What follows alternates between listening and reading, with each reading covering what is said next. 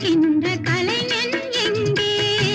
கலைகள் நீ கலைஞன் நான் கவிதைகள் பாடவா ஒரு வானவில் போலே என் வாழ்விலே வந்தாய் உன் பார்வையால் என்னை வென்றாய் என் உயிர்